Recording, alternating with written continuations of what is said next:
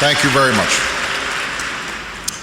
To Sarah Bloomfield for the wonderful introduction and the outstanding work that she's doing, to Fred Zeidman, Joel Gilderman, Mr. Wiesel, thank you for your wisdom and your witness. Speaker Nancy Pelosi, Senator Dick Durbin, members of Congress, our good friend the Ambassador of Israel, members of the United States Holocaust Memorial Council, and most importantly, the survivors and rescuers and their families who are here today. It is a great honor for me to be here, and I'm grateful that I have the opportunity to address you briefly. We gather today to mourn the loss of so many lives and celebrate those who saved them, honor those who survived, and contemplate the obligations of the living. It is the grimmest of ironies that one of the most savage, barbaric acts of evil in history began in one of the most modernized societies of its time, where so many markers of human progress became tools of human depravity. Science that can heal used to kill. Education that can enlighten used to rationalize away basic moral impulses. The bureaucracy that sustains modern life used as the machinery of mass death. A ruthless, chillingly efficient system where many were responsible for the killing, but few got actual blood on their hands. While the uniqueness of the Holocaust in scope and in method is truly astounding, the Holocaust was driven by many of the same forces that have fueled atrocities throughout history. The scapegoating that leads to hatred and blinds us to our common humanity.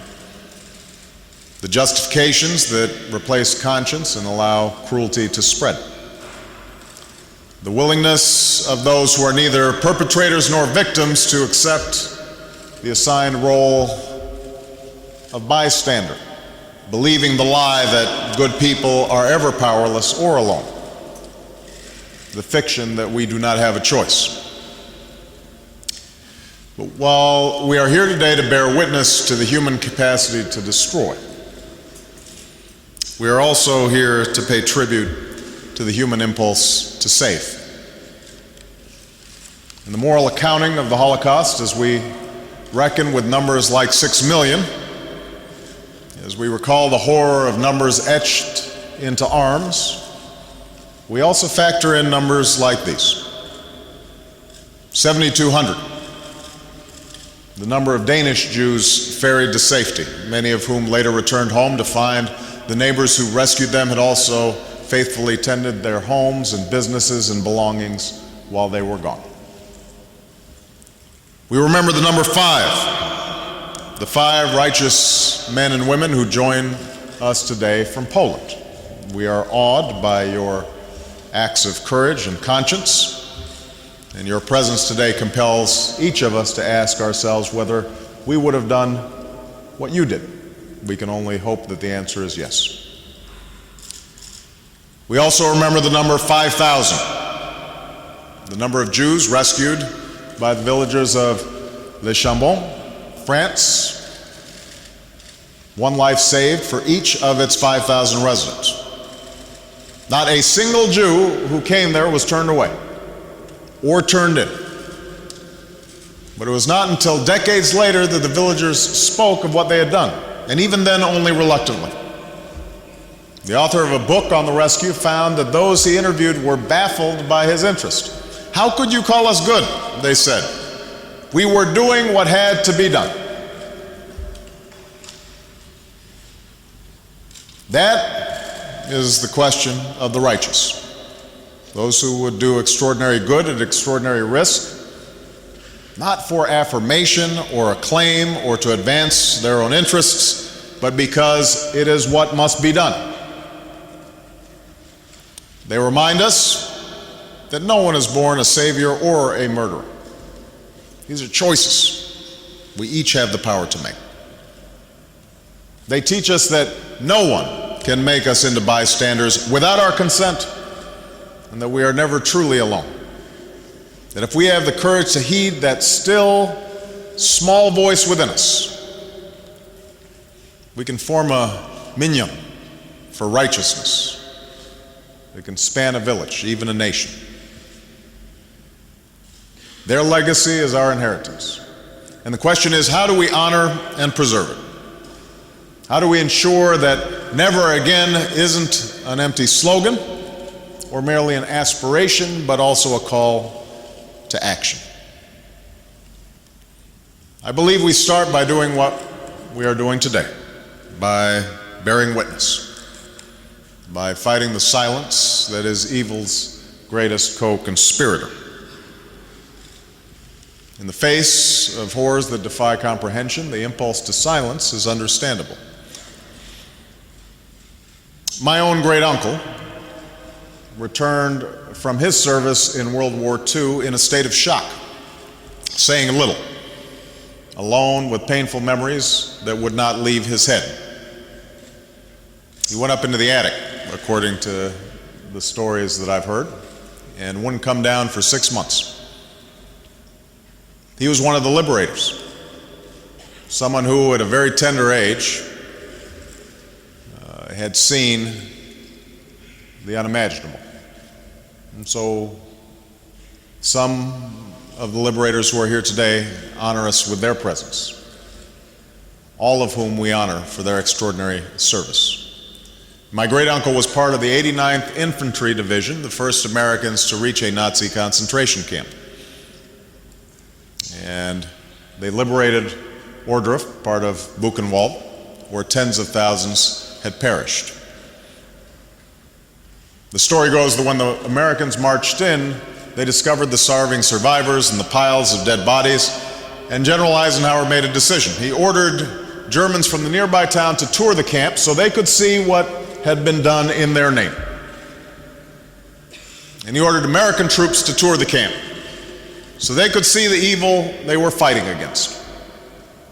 Then he invited congressmen and journalists to bear witness, and he ordered that photographs and films be made.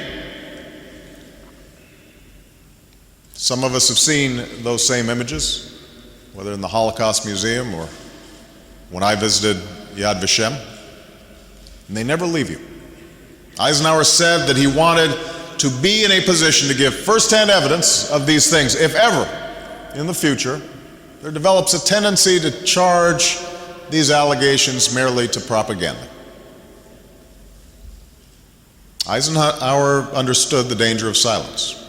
He understood that if no one knew what had happened, that would be yet another atrocity, and it would be the perpetrator's ultimate triumph. What Eisenhower did to record these crimes for history is what we are doing here today. That's what Elie Wiesel and the survivors we honor here do by fighting to make their memories part of our collective memory. That's what the Holocaust Museum does every day on our National Mall, the place where we display for the world our triumphs and failures and the lessons we've learned from our history. It's the very opposite of silence.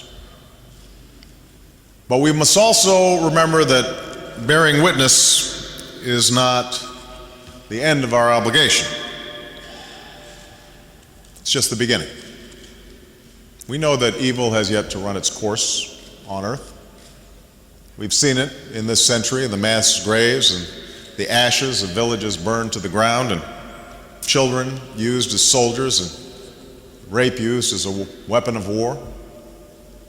To this day, there are those who insist the Holocaust never happened, who perpetrate every form of intolerance, racism and anti-Semitism, homophobia, xenophobia, sexism, and more.